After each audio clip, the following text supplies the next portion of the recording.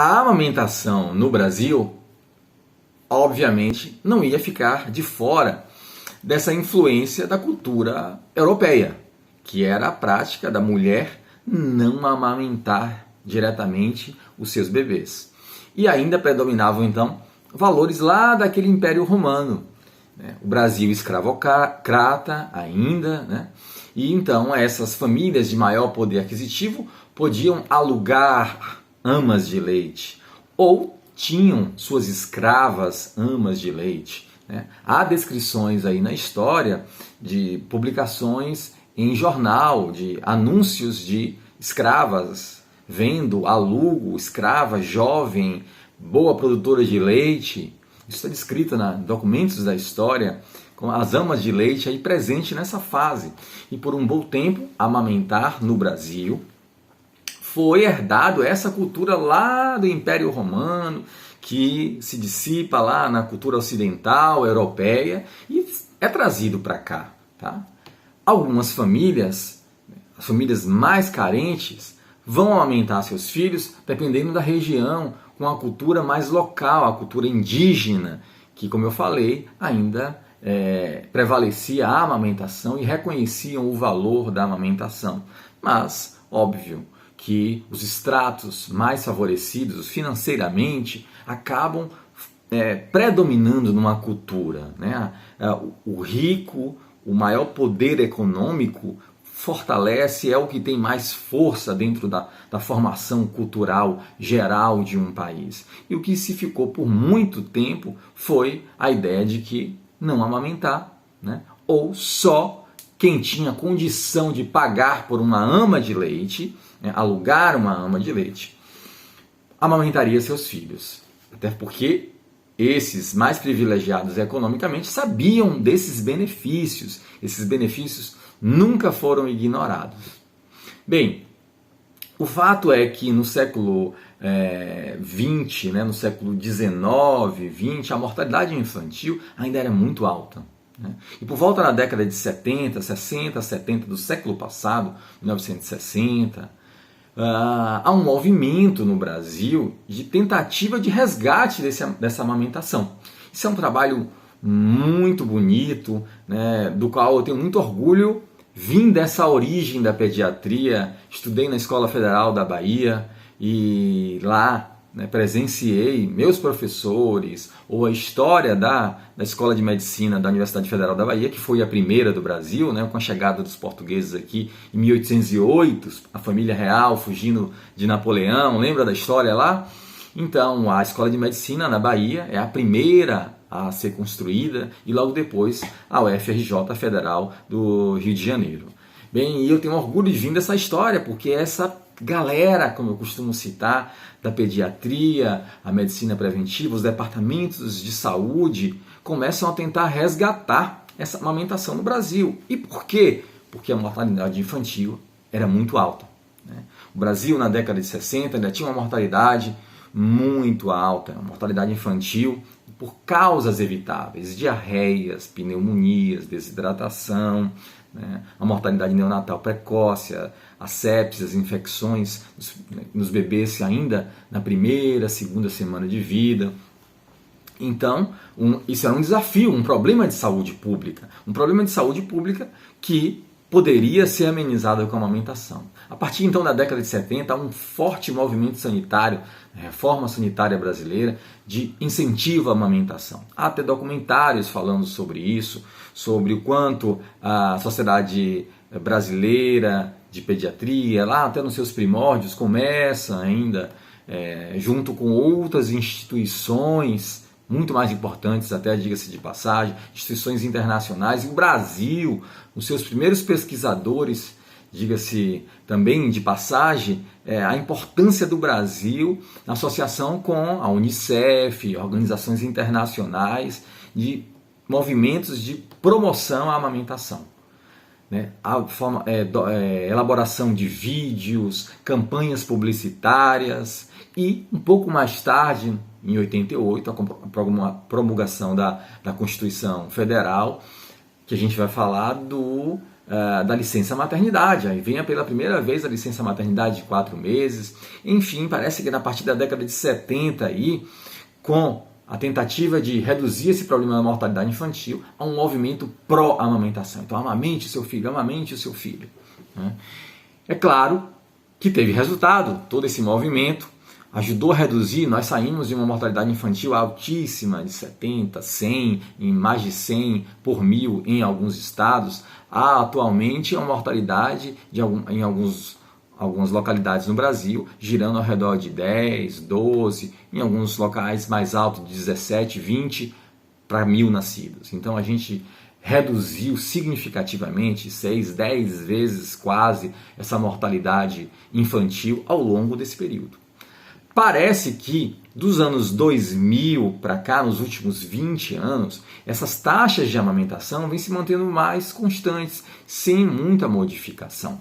Né? A gente tem que fazer um parêntese também, que na década de 60, esse período pós-guerra, há um elemento muito interessante que a gente não pode deixar de citar, que é a indústria produtora de leite. Né?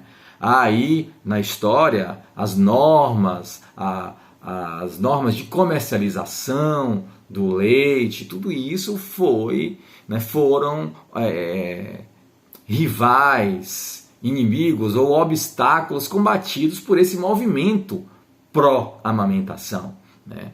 Antigamente, eu até como criança lembro de propagandas em outdoor, em revistas, na novela de mamadeira, e há um incentivo muito claro da mulher usar a mamadeira e o leite artificial. A criação das primeiras fórmulas lácteas das mamadeiras e a indústria alimentícia produtora de leite tem um papel muito forte disso, gente. Nós não podemos ignorar a influência do poder econômico, né, de não amamentar. É interessante para essa indústria não amamentar, porque se há uma coisa que se vende e se ganha muito dinheiro na pediatria, na assistência à saúde de uma criança, é a produção de leite, de fórmulas lácteas, de leites artificiais, leite em pó, de maneira geral. Tá?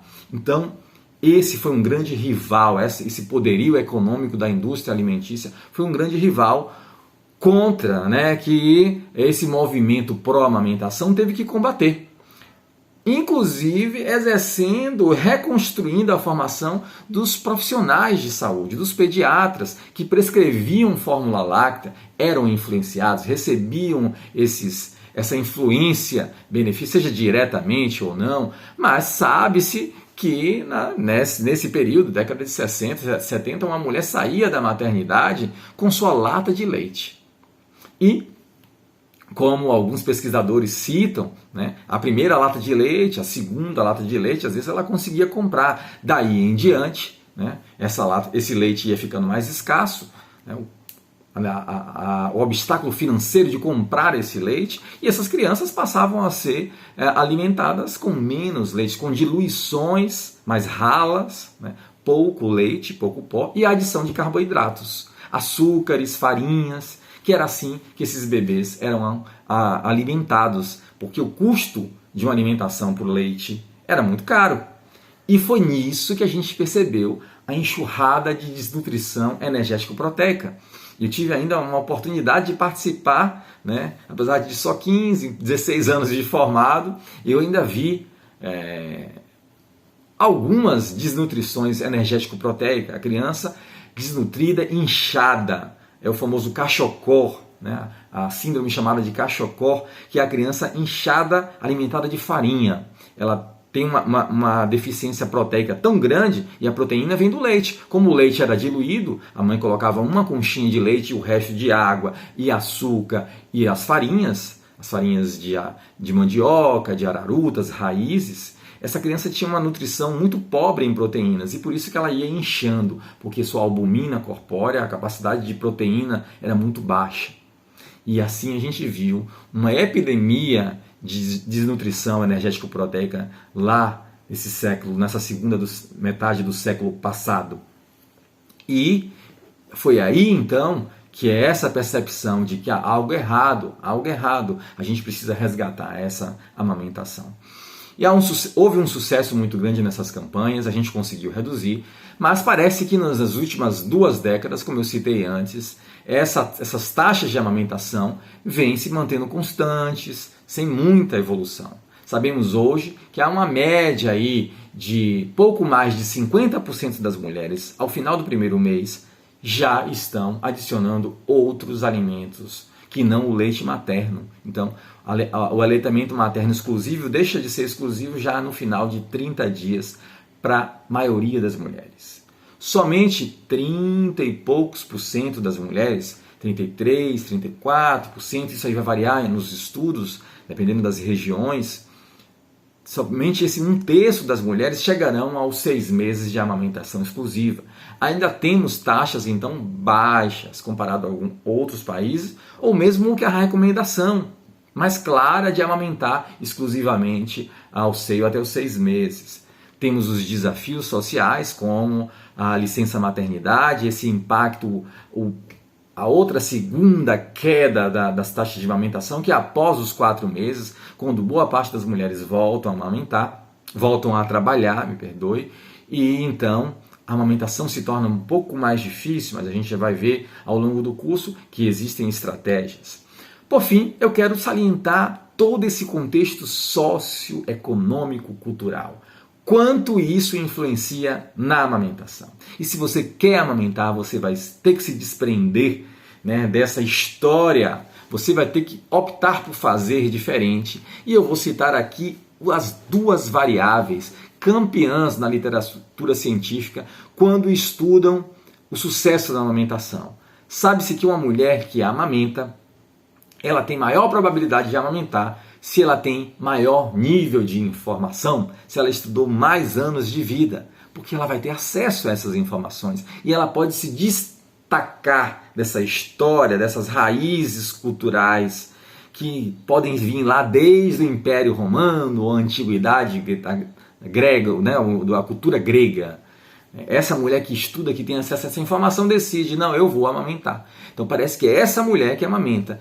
E como também dessa antiguidade do Império Romano, as mulheres com maior poder aquisitivo são aquelas que mais amamentam. Porque mesmo os romanos não amamentando e adotando os valores gregos da amamentação, a descrição, colocando a mulher numa posição de não amamentar, mas os filhos sendo amamentados, porque se pagavam a ama de leite. Ainda hoje, ainda temos isso. As mulheres que vêm de famílias com maior poder aquisitivo amamentam mais.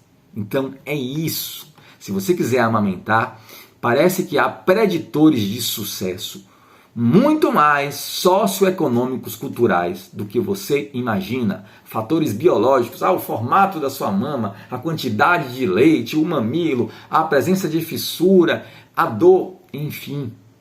Essas variáveis, a ciência parece que mostra que elas têm muito menor importância no sucesso da amamentação. Isso vai começar aqui e nessa cultura que sofre, né, que exerce uma influência muito forte sobre todos nós e sobre a mulher também na hora de amamentar.